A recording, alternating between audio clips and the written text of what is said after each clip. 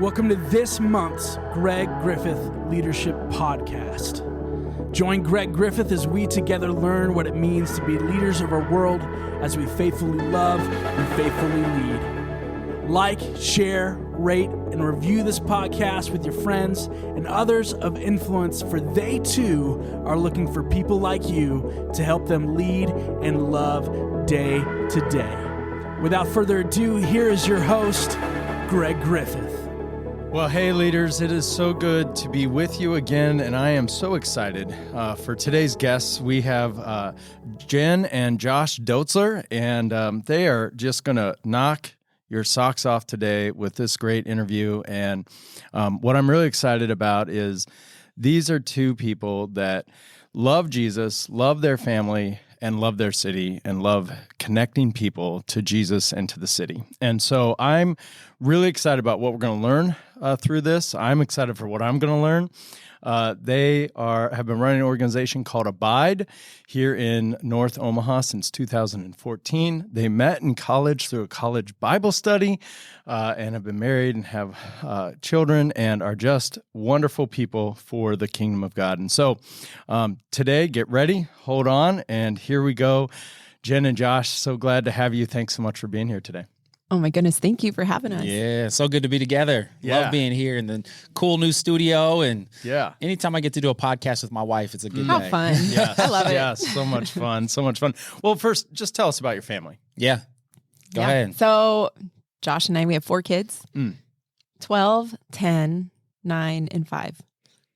All very different, unique in their Very own ways, different. very humbling because we're parenting them all the same, but they're all turning out so different, right? And that's our 2 boys, 2 girls. 2 boys, 2 girls. Been married for 15 years. Yeah.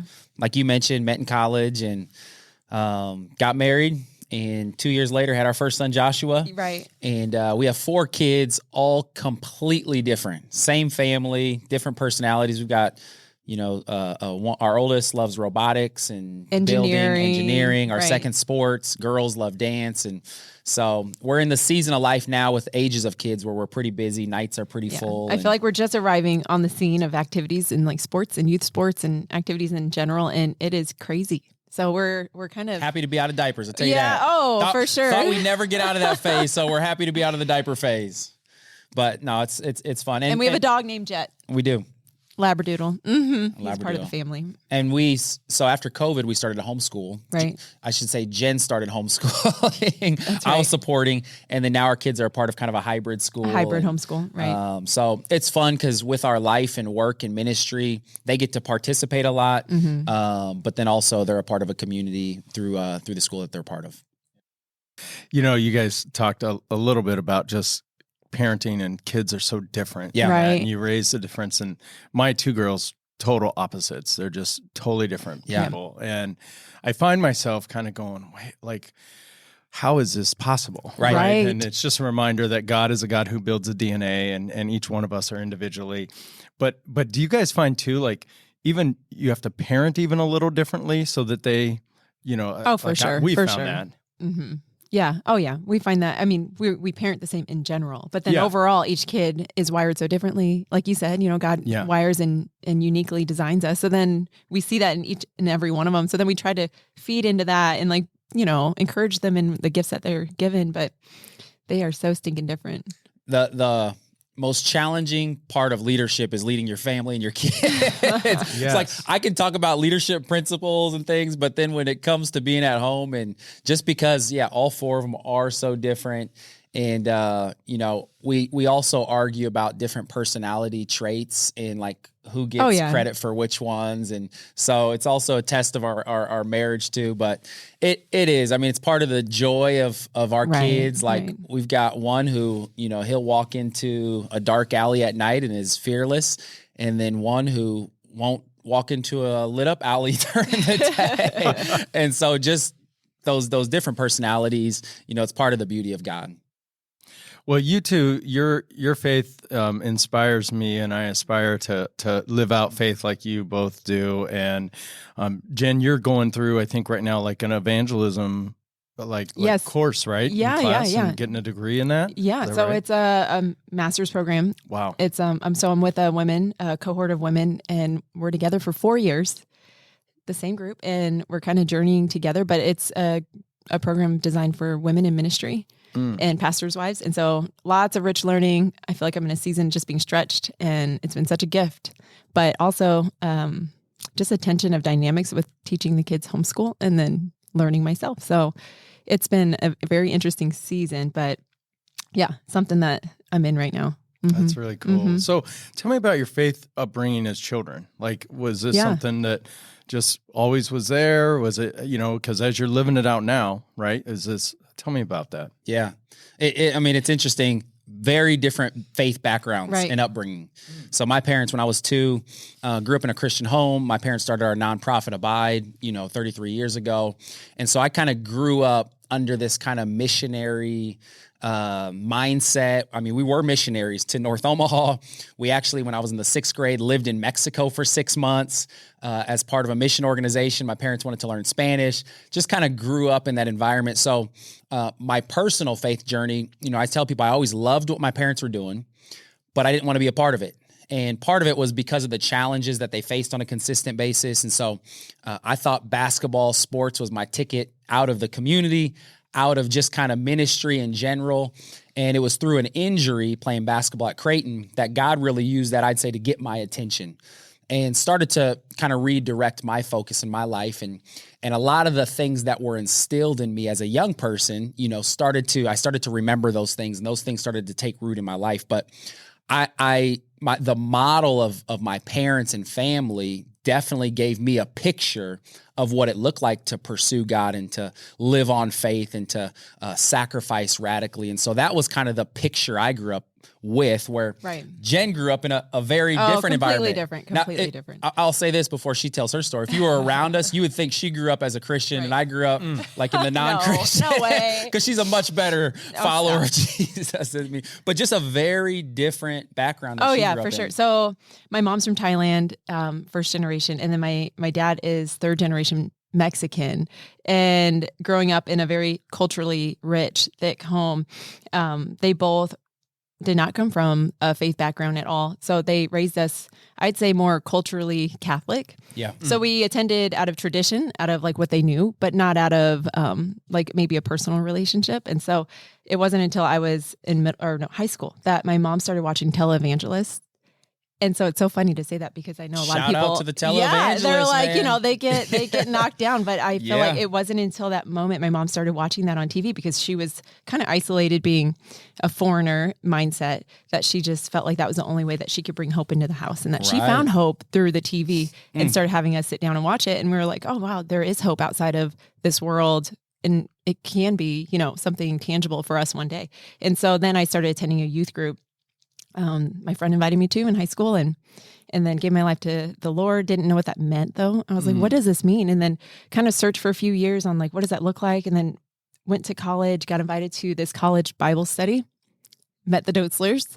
And I said, oh, this is what it is. Like, this is what you guys are modeling, what I've been searching for, and fell in love with the people then, which it was before they had a church ministry. And Josh and I then met, and kind of the rest is history for us meeting. But that's kind of my faith background. Mm-hmm. I'll say this too. I think it's interesting. There's no perfect family. And so even though I grew up in the environment I grew up in, I think there's been, what we've learned is there's strengths to both of our upbringings from not being immersed in the church world and some of the things. I think as somebody who grew up in the church world and around missionaries, you take on these things and you think everybody else knows and life is done the same way. And I think I've learned so much too. And our hearts, I think, for people who are unchurched is so big because of some of our experiences, upbringing, and just how those experiences are working together. Mm-hmm. Yeah.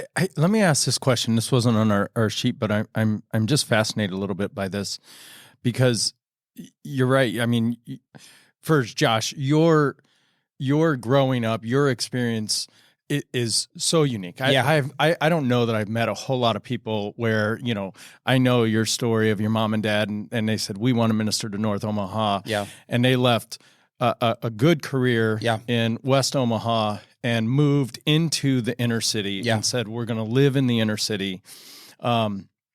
and we didn't even talk about that. They just built their own church through their children, right? 14 of you, 14, right? yeah. I mean, yeah. So, so just a whole different, and I didn't even know you lived in Mexico and did that. Yeah. So your sacrifice was more than financial. It was like actual physical, like we're getting up, we're moving, so unique, right? You're growing up different, right? First generation here in America, right? Was that because we all bring our backgrounds, our family system. Was that hard? Was that, I mean, like, how was that? Because I would just feel like this is like two different worlds almost colliding, right? Right. Yeah, you're right. Sure. I feel like it's a good question. It's like, oh, well, the natural things. It's like we're the same age. We have a lot in common. We're attracted to each other. All these You're different attractive, things. I'm attractive. It works, you're and then great, I'm great. It's like we're both American, and then You're we in don't college, I'm in consider right, but then we don't college. consider like our cultural backgrounds and differences. And we didn't see that until I feel like a few years in, really, that we were like, wait, I think that's because of our cultural, like our backgrounds are so different. And I feel like it started even with the food that we ate. And he would say, why aren't you, the food that we're eating, when do you like eat or cook American food? And I was like, what do you mean? What's American food? This is American food. And so we had to have a conversation about that. Like, and I said, what do you expect food to look like? And I didn't know people had beans and rice literally every day for breakfast and burritos and lived off. I mean, again, I lived in Mexico for 6 months. Like, so I like Mexican food. My sister has been a missionary in Thailand for, years. And so I love culture. I love diversity, like was drawn to diversity, but living that out on a day-to-day basis from the food that she grew up eating, not just once in a while, but every day, the rhythms of life. I had 13 brothers and sisters. You go to our family activities and outings. Number one, they're loud. There's chaos. There's kids everywhere. I grew up taking care of young children and kids. I'll never forget one of the first times or early on when we're hanging out at my parents' house. I mean, she's the youngest of 3 girls. You go to their family's house, I would walk away saying, it's so quiet. It's so boring. There's nothing going on. She'd walk away from my house saying, I need a break. That was the loudest, so loud most at their house experience I've ever had. I'd go home and I'd say, I need to stare at a wall. It was so loud. I think, we could talk about our differences for days. Sure. I'll say this for the first several months of our marriage. I think what we all do is we think the way we grew up was right and best. And again, I'll say this, especially, you talk about my family's history and a lot of great things, but the pride or arrogance of thinking that's how life should be was what I carried into our marriage. And so for months, there was this just going back and forth and arguing and trying to prove why one way was better than the other. And ultimately, it was a heart posture, through people that were around us, but saying, all right, my way's not right. And more than my way's not right, I gotta invite God to change me. I need to stop trying to change my wife. And as we both kind of, I would say, adopted that heart posture, we started to enjoy the differences and see them as beauty. I'll say one more thing, just in the whole like differences in strengths. I'm very forward thinking, visionary, strategic. She doesn't carry that strength as much. And I'll never forget one time being so frustrated. I was in the car and I was like, in my mind, we knew we were going somewhere. We should have had everything laid out. We should have why isn't she thinking strategically? And I felt like God said, Josh, I didn't give her the gift of strategy. I gave it to you.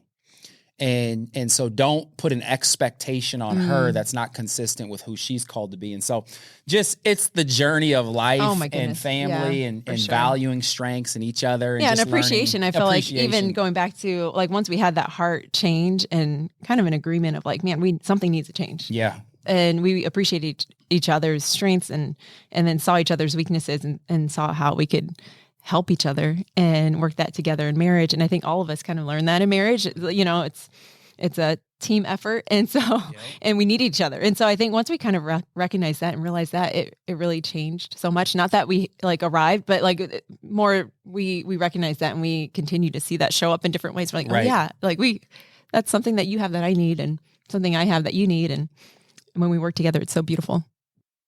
Well, and that's a great segue into next better together, which is abide. Yeah. And, could you share a little bit of just quickly, what is abide? And then two, how did you move in? Your dad was the founder of Abide, right? Your family ran this ministry.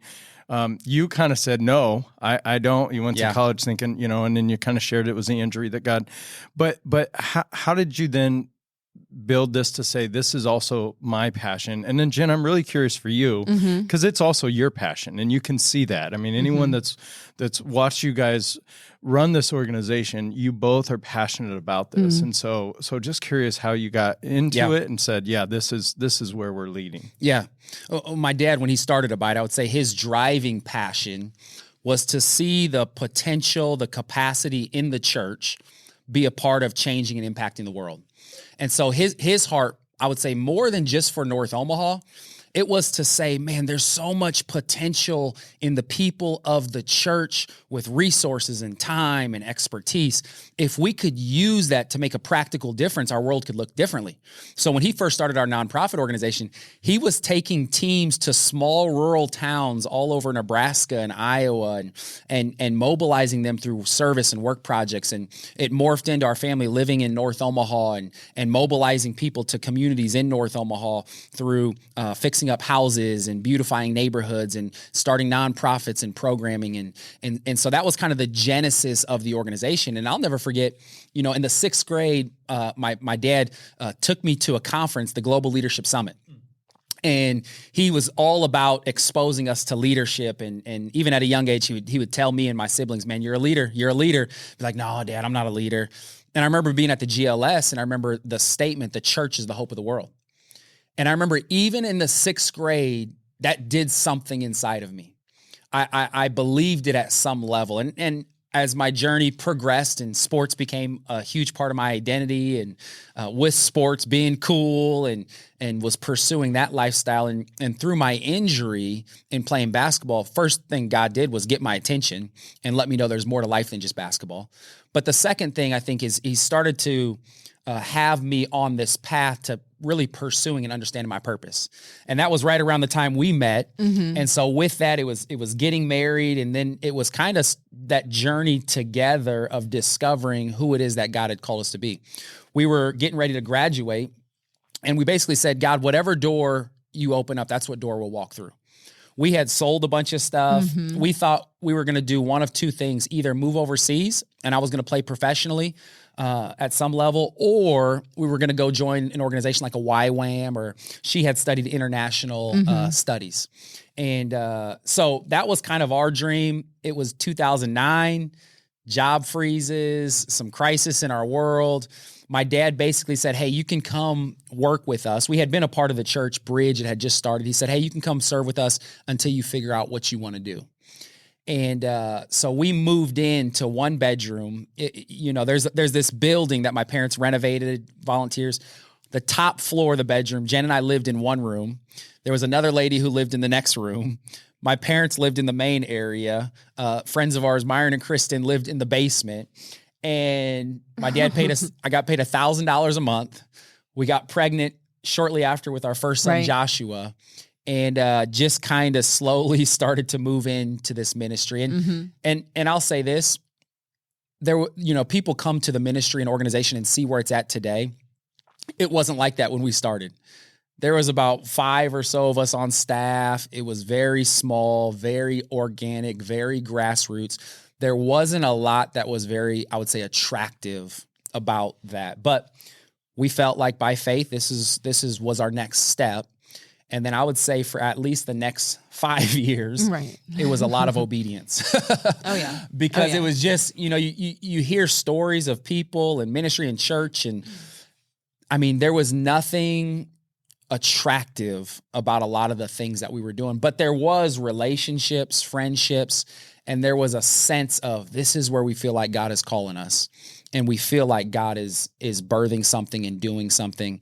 And I would say through that, we've always had a heart to A, see the church known for change, but then B, as we're living in the community and working next to neighbors and children who are just growing up in these hopeless environments, just this heart to want to make a difference in their lives in the best we can. Right. And so I would say that was kind of the start to kind of, I mean, where we are, 13, 14 years later. Yeah.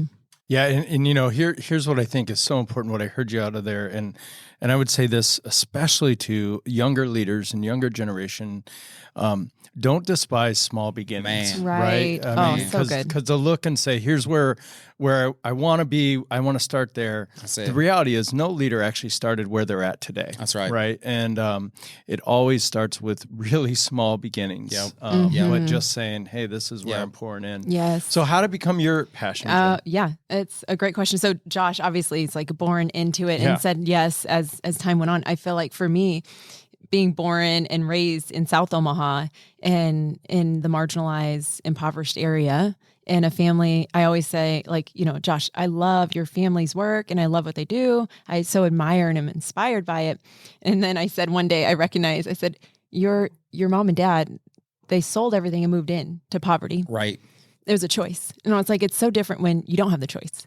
Right. So my parents, I say it like they didn't get to choose. They grew up in it. Yep. Still living, in some way. And so I feel like it's so different when you have a mindset of, it just looks so different. The worldview is different. And there's a gratitude and an appreciation and a sense of wanting to help those who need hope and those who still they still are in need of someone and something to reflect God and his love for them. And so that's my heart. And so once we got called into it and moved into that one bedroom, I remember saying, this is for a moment, but not forever, because, we're making our way out of this and, right. and we're not going to stay here, but we will always have our hand in it in some way, shape or form. She was raised as most people in poverty, get a job, get an education, get a good job, and move out.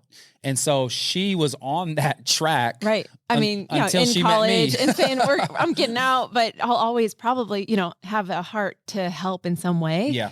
But I was leaving. And so right after college, I got a job and started working. And then on the drive to that one bedroom inside his parents, in my in-laws' house, really, technically, we're living in one bedroom. I was like, this is not it, and driving. And I was just kind of crying out to the Lord and saying, Lord, we sold all our stuff and we work for this much and this is not looking good, And then I felt like he said, even if I gave you like your own house, your own car, your own whatever, like, what would you do with it? And is it still, and I felt like the Lord was just like impressing on my heart. Like, it's still like, I want to surrender it to the Lord, like no matter what season we're in. And so it was probably around that time that I said, yeah, this is where we're supposed to be. And this is where we're going to spend our time, even though not saying that it was easy. And so even in that, it was a challenge, but we remained faithful and we saw God work. But it was a tough challenge. I call it my desert season.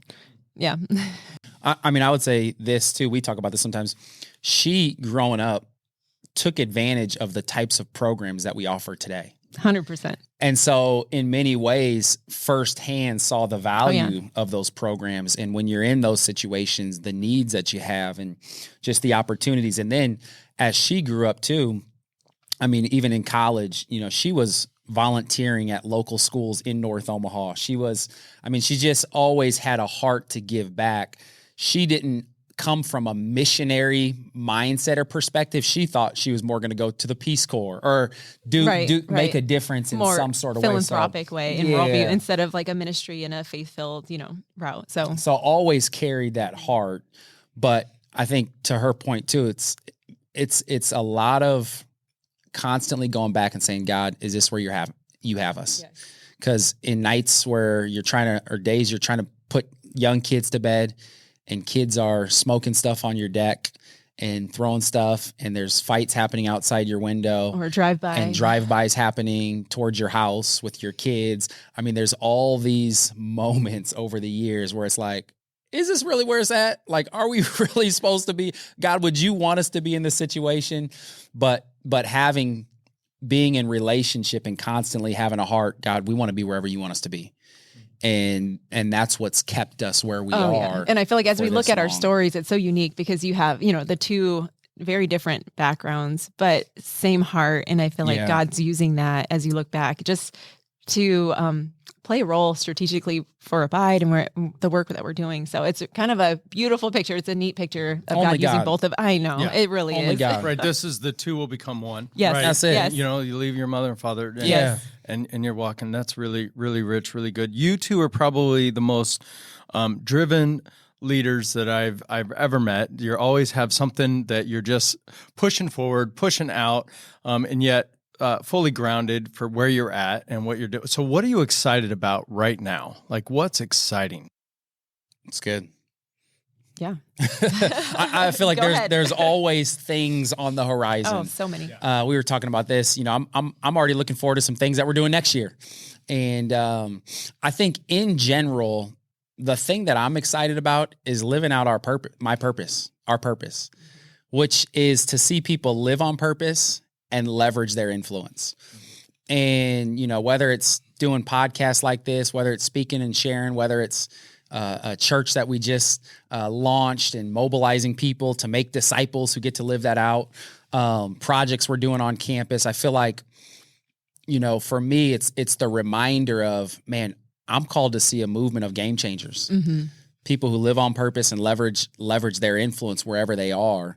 And just being reminded about that on a consistent basis is probably what gets me up in the morning, what gets me excited, and what continues to motivate me. Mm-hmm. Josh, let me ask you a quick question on leverage your influence. I think that's really rich. It's really good. I think one thing I've just realized, when you have a public platform, it's almost feels like, okay, this is how I leverage my influence. I can say things, people will listen, I can grab groups. Yeah. What would you say to a person that doesn't necessarily have a platform? How would they leverage their influence? Yeah. Well, I think we all have a platform. The question is how big. Good. And so we have a platform first and foremost with our kids. And so how am I intentionally helping to raise them up so that they can pursue their God-given calling? Most of us live in a neighborhood. And so we have influence with neighbors and coworkers where we work, and people at the gym and people at the grocery store. And so it's more about saying, God, what have you given me? What are the relationships you've given me? What are the resources you've given me? What are the gifts that you've given me? And how can I be intentional about using those to impact the world? I think the danger is sometimes you take like a stay-at-home mom and they feel like, man, like I can't do that. And the truth is, I love the quote that I heard one time. Sometimes it's not about what you do, but it's about who you raise. And I mean, you might be raising the next leader that changes the world or invents something or creates something or that encourages somebody. And so I think, we look past, you know, the little things, the people who are in our pathway. But the truth is we all have influence. We all have a platform. It's seeing through the lens and then saying, you know, I'm going to be intentional with the circles that God has placed me in.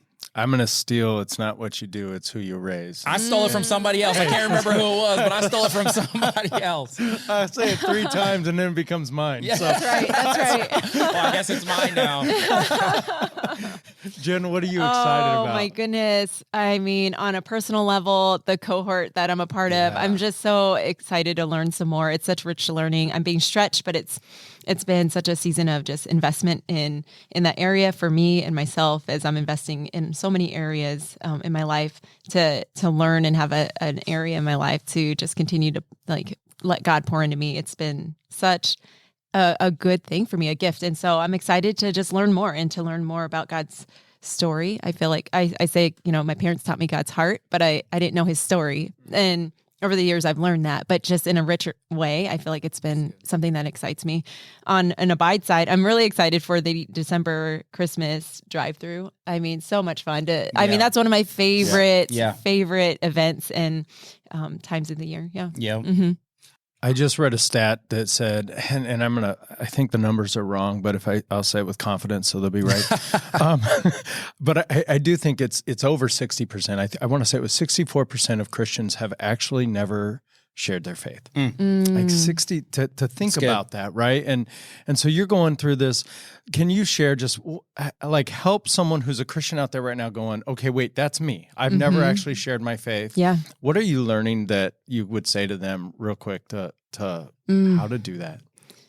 To share their faith? Yeah. Oh my goodness. Just to start with your story and how God's used your story, and God's in the business of redeeming stories. So how has God redeemed your story? Where were you and where are you today? And how has God spoken into your heart and life, and who is he to you? Yeah. What I love about that is no one can argue with my story. That's right. You can't tell me it's not real, right? And so that's really rich. That's really good. It's really good. Yeah. Yeah. Josh, were you going to say something? I was just going to say, I'm excited too, and we're excited in this season to do more stuff together. And as our kids are getting older, and even just, whether it's podcasts like this, other opportunities that God is opening up, I think entering into a season where, for sometimes it can feel like, one person's doing this and the other person's at home doing this. And so just to be in a season where we feel like we get to do some more things together is something that's pretty exciting. Oh yeah, it's fun. Well, you guys have clearly illustrated and given that, challenges aren't going to stop you. You're going to persevere and go through, which is a mark of, again, just terrific leadership, right? So what's a challenge you're just working through right now? Yeah.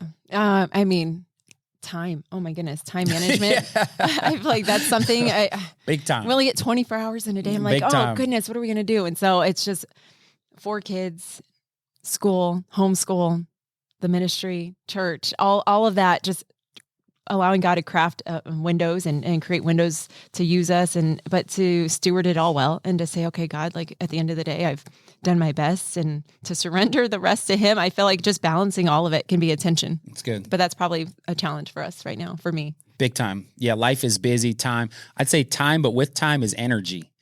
And so having energy for what's most important, for the things that, fuel you, but also the things that provide the most impact.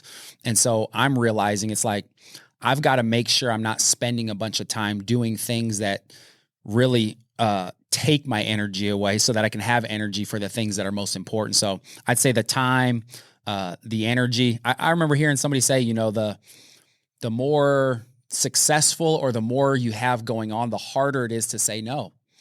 I always thought I was great at saying no. But I'm just realizing it's hard to say no. And if you don't say no, you're just constantly on this cycle, this wheel. And so trying to for me organizationally, to delegate more, say no to more things, and just try to be more laser focused in saying those yes areas to the right things. Yes to the right things. Yes. Right. Right. So yeah, I always had a friend who once said to me, because, as me, I like to be a people pleaser. No's a hard word for me. Yeah. And they just reminded me that every yes is actually a no to just someone else. That's right. And so a lot of time my no's were to my family, which wasn't a great no. And so, that's really good. Tell us real quick, what is one or just one of your greatest successes that you're like, wow, this was as a leader, a great success? Personal or professional? Well, I'd say I'll go back one more to the challenge. Yeah. Doing life in an inner city context is challenging. Yeah. Yeah. And I think there's so many daily consistent challenges, whether it's recently, somebody we're working with, there was a shooting that happened, somebody lost their life and several others were shot, and just the challenges of growing and building something in an inner city context is extremely hard. And, people are afraid to come down to the community. And so I think that's something that we live with on a consistent basis that just wears on you and that you're constantly fighting against. Oh, yeah.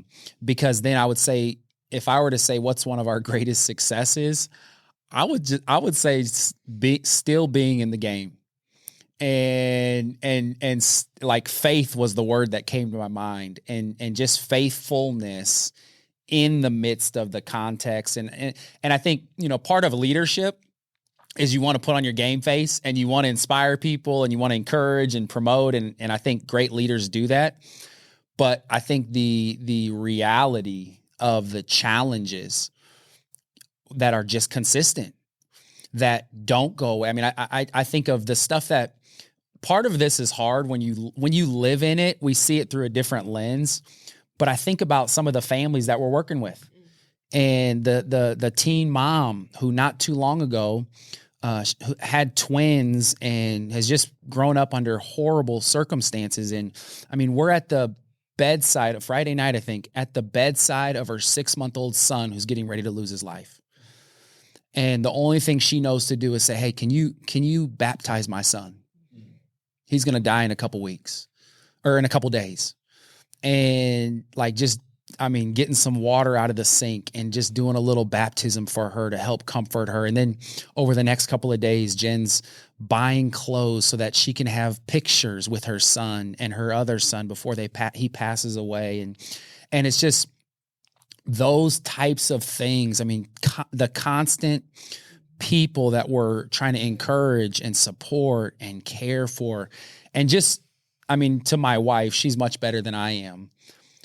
But there's so much that like people would never know that she does, and the people she encourages, like that I think the greatest challenge, but also the greatest like success is just the fact that, man, we're still standing. Still in it. We're still here. By the grace of God, honestly. By the grace of God. Yeah. I think it's something similar.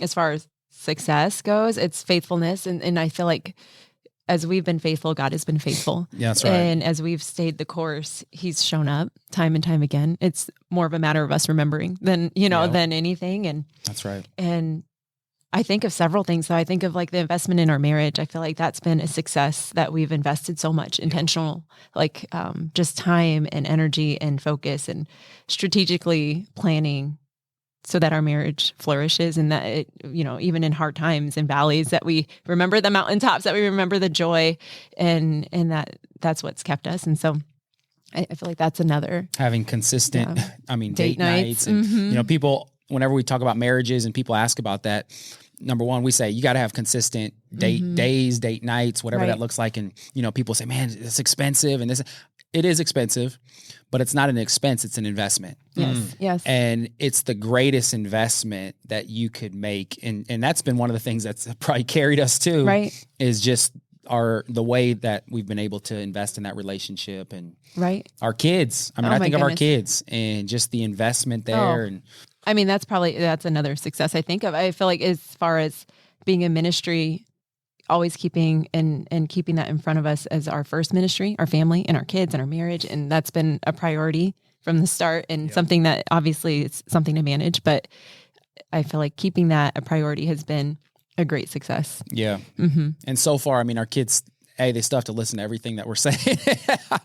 But 12 and under, they're still pretty. People say we're in those golden years, so don't. We might not be saying this about 4 or 5 years, 6 years from now. But I will say this: our kids, their hearts, their understanding of what we do, why we do it, and their participation in it on a consistent basis. We had a fundraiser night the other night. Both of our boys, were there, 10 and 12, a part of it. Our girls were there. They were there helping set up days earlier. They are second Saturday serves, the Christmas. They're there running around, serving, participating. So definitely you've done a great job. Well, you have too. They have their opinions, that's for sure. They have their thoughts. And yeah. Well, you guys have talked about it, and you have so much going on, so many things happening. Let me ask this question, because I think this is something I struggle with. I'm sure whoever's listening on this would struggle as well. Just how do you guys keep faith first in just the family of everything's going around, right? The busyness, right? The work, the job, right? Yes, it's a ministry, but still it's like there's still everything of the planning, all those. So how do you do that? What are some things that you guys do to keep faith first in that? Mm-hmm. I would say, ever since we got married, and we just knew we wanted faith to be at the center of our lives. I grew up, again, with a model. My mom, different than my dad, my mom, in the midst of raising all the kids, every morning, most of the time she'd be sitting on her toilet, not going to the bathroom, but just sitting in her restroom, door closed, going through devotional before she would go work out, 5 a.m. And so that was a picture I had growing up. And so I wanted those rhythms. I remember hearing too, when we got into ministry, some people would say the only time pastors and leaders get into the Bible is when they're prepping for a sermon or prepping. And I always said, I never want that to be a reality in my life. And so from the beginning, we've tried to cultivate habits, man, every every morning we're doing a devotional, we're in the Word, and before kids it looked a certain way. During kids and young kids, we've had to learn to give ourselves grace because it doesn't look this perfect setup. But that rhythm has been pretty consistent for 15 years since we've been married. I've always said the most attractive thing about my wife is her intentionality in getting in the Word and learning and growing and being connected to God. And she might have one kid who she's feeding with one hand, but she's reading over here with the other one, and just being intentional about it. Right. So well, thank you. I sometimes say, go to Dad. I'm like, just go to Dad. He's over there. I don't have the same responsibilities. I will say that. Go ask your father. Yeah. So, for me, same. Just keeping God first in the morning. It's not always perfect, and that giving myself permission to just say it's okay if it's just one verse. It's okay if it's just listening to a podcast in the season, or listening to a song, or just doing whatever it takes to keep God forefront and center. And I think also when you've been through life, and as life happens, you see that God's the only constant. When He becomes your source, your refuge, your strength, He fills you up, and so you know where to run. And I feel like we know where to run at this point. We know He's constant and He never changes. And I feel like that's what keeps us keeping faith first, because we know without God and getting filled up first that we won't be our best, and we wouldn't be able to be used by God. Mm-hmm. Yeah. I would just encourage people, you just got to be intentional. Yeah. And it's like any habit that sometimes you start, it's hard to get it going. It's hard to sometimes get it off the ground, but one verse, YouVersion Bible app, you can carry that thing wherever you go. Simple plans that you can do on there, some songs, doing it with other people as people of faith. I remember seeing this circular matrix, and it talked about the different aspects of our life. There was this business leader was kind of laying this out, and he had faith, he had family, he had fitness, he had professional life, financial life. He had all these these areas of life. And he said, it's kind of like this wagon wheel. And in different seasons, different parts are up and down, but the key is that they're all balanced. And as I looked at his diagram, it didn't sit well with me. And I think sometimes, we instead of faith being at the center and everything else comes from that, we make faith just another aspect of our life. And so we approach faith the same way we approach our work, or we approach faith the same way we approach fitness or finances. And the truth is, faith is at the heart of Christians. We do what we do because of our faith. Yeah. And so we have to be intentional about prioritizing it, about being intentional about it. And so that's been a value core to who we are. And again, I would just say this, we've had to give ourselves grace because it can look pretty messy not good. And all right, kids, we're going to pray together. Perfect, Be quiet. We're trying to pray. All the interruptions. Guys, we're going to do a family devotional tonight. And so we're going to sit down and we're going to prop it open. If you don't sit down right now, you're going to be in trouble. You're the one praying tonight, right? It's like, you know what? Just because you're acting out, you're praying. Yep. And you better do it with a good heart because God's watching you. You know what? So real. What I love and what I heard is, intentionality, but also the grace, right? And I just was reading and finished reading John Acuff's book Soundtracks. Oh yeah, so good. And in Love it, he was message. talking about how he had a goal to read 100 books in a year. Yep. And he goes, all of a sudden in my mind, I had all these rules for what counted as a book, and he thought, wait a minute, this is my goal. Why are there any rules? Right. So he's like, audiobooks counted. He goes, he's a comic book reader. He goes, comic books counted. Yeah. Right. And he said, why do I? And I think sometimes, especially with faith and especially devotions, we put someone else's rules, right, of reading the scriptures, right? And it's like, no, just start and have grace. It's your rules, right? What you're saying and growing, just make it at that hub. And that's right. Also, that's really good. That was rich. Thank you. All right, as we wrap today, if you could share one thing with someone listening today, what would it be? I would just share, man, God's got a purpose for your life. And, we're not designed to just go through life. We don't have what we have just for ourselves and for our comfort. And, the enemy to impact is like our comfort and being comfortable with where we are. But the biggest blessing, and the Bible says it's greater to give than receive, when we give ourselves away. And that's what purpose is all about. It's all about, what has God given me that I can use to contribute to the world around me? What's the influence? What's the platform? And just living intentionally. I think so many people walk through life aimlessly and never really discover why they were created, the purpose that God has for their lives. And so for me, it starts with getting in God's word. It starts with, having devotional time. It starts with prayer. And as you do that, as you ask questions, as you surround yourself with the right people, you start to discover the purpose that God has for your life. But you got to be intentional. That is good.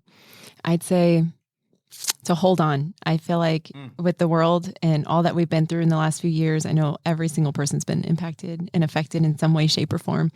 And I'd say hold on and to remain faithful, and that there's joy ahead, that God loves you, and that in the different seasons of valleys and mountaintops of life, that if you remain faithful, God is faithful. And if you draw near to him, he'll draw near to you. That's good. So good. That's good. Well, this has been so rich, so well. Thank you so much for your generosity of time to be here today, and generosity of words and wisdom, which are going to just go really far. And so you've influenced my life greatly. Where can people find you on social? Oh my goodness. Instagram, Facebook. Mm-hmm. She's a much better follow than I am. What's your Instagram? Jen Dotzler. Jen Dotzler. Yes. Okay. Yes. Josh Dotzler. Josh Dotzler. Okay. Yeah. All right. Yeah. We'll have that in there. Thank you guys so much. Thank you. We appreciate you. All right. Hey, love you. Together. So grateful for you. Thank you so much for having us on here. Thank Appreciate you. Thanks, guys. Thank you for being a part of this month's Greg Griffith Leadership Podcast. Join Greg next month for leadership insights to faithfully love and faithfully lead. Now go be terrific today.